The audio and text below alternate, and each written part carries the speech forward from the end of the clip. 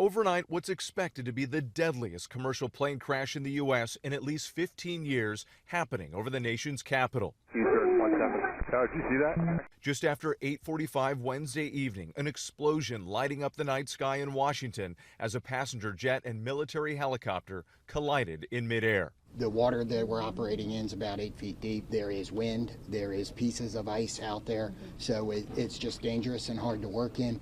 The moment of the crash captured on an EarthCam live stream at the Kennedy Center.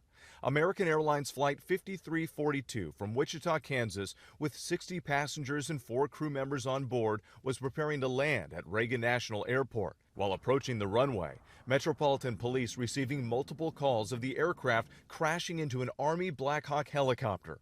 Officials say there were 3 Army soldiers on board, but no senior officials. The explosion sending what was left of both aircraft plunging into the Potomac River.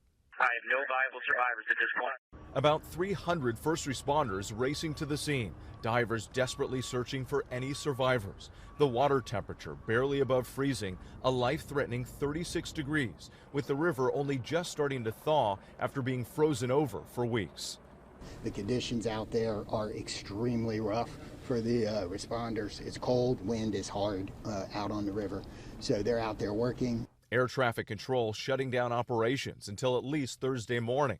Delta 32, sorry. I don't know if you caught earlier what happened, but there was a collision on the approach in the 3-3. We're going to be shutting down operations for the indefinite future. Nearby residents witnessing the horror. When we went to the roof, it was insanity. Police trucks, ambulances, command vehicles. This was something like I've never seen. Family and friends gathering at the airport overnight, waiting for news. We're going to know people who are on this flight, know their family members, know somebody.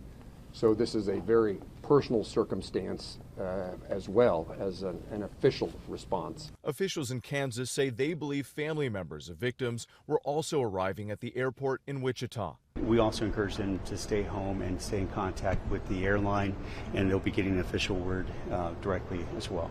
And U.S. figure skating confirming several athletes, coaches, and family members were on the plane, returning home from the National Development Camp, saying in a statement, "We are devastated by this unspeakable tragedy and hold the victims' families closely in our hearts."